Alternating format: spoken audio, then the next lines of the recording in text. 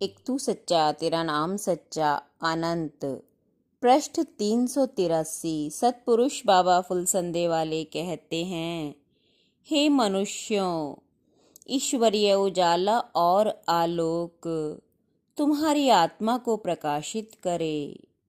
पवित्र चिंतन को अपने मन में धारण करो और फिर उसकी तरंगों को जगत में प्रवाहित करो। तुम्हारे संग को पाकर जगत शांति पावे। गिरा चोट खाके मैं जब कभी, आकर तूने उठा लिया।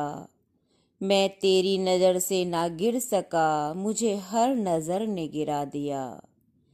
तेरे आगे रोना है बंदगी, तुझे देखना ही नमाज है। सूर्य लोक, पाताल लोक और कृष्ण महाराज के लोक से आपको सत्संग व अन्य उत्सवों के निमंत्रण आते थे और आप वहां जाते थे तथा देवता आपके सत्संग में आते थे। ये यकीन ना आने वाली बातें एकदम सत्य हैं, जिनकी पूर्ण सच्चाई को सिवाय उस मालिक के दूसरा कोई नहीं जानता।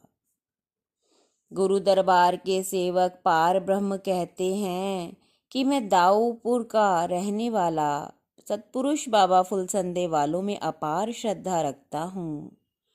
मैं उनके मंत्र एक तू सच्चा तेरा नाम सच्चा का बिना गुरु दीक्षा लिए ही जाप करता था, लेकिन अचानक जनवरी 94 की सुबह 3 बजे मेरे को ऐसा तीव्र अनुभव हुआ कि जैसे बहुत तेज प्रकाश मेरे सामने चमका और मैं हड़बड़ा कर उठ बैठा। फिर मैंने खुली आंखों से देखा कि वह प्रकाश कहाँ से आ रहा था। मैं घर से प्रकाश को देखने चल दिया। करीब आधा फरलांग चलने के बाद देखा कि गांव के बाहर आकाश में कुछ ऊंचाई पर एक प्रकाश में तेजो स्वरूप दिव्य विमान खड़ा था, जिसमें सतपुरुष बाबा फुलसंदे वाले विराजमान थे, जिनके दोनों ओर दो दो देवता खड़े चंवर डुला रहे थे। मेरे वहां जाने पर पार ब्रह्म परमेश्वर की दिव्य ज्योत को अपने में समाये परमेश्वर के साकार रूप सतपुरुष बाबा फुलसंदे वाले विमान से उतरे और मुझे घर चलने को कहा। मैं उनके साथ अपने घर आ गया और मैं उनके बैठने के लिए चबूतरे का आसन बिछाने के लिए गया तो सतपुरुष मुस्कुराए और बोले कि नहीं, रहने दो, केवल 2 सेकंड बात करनी है।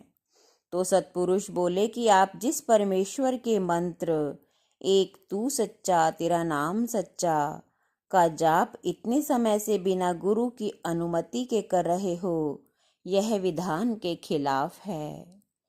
सतपुरुष ने कहा, पार ब्रह्म जी, आप दरबार फुलसंदा आओ और गुरु मंत्र लेकर जाप करो, तभी आपका जाप सफल होगा।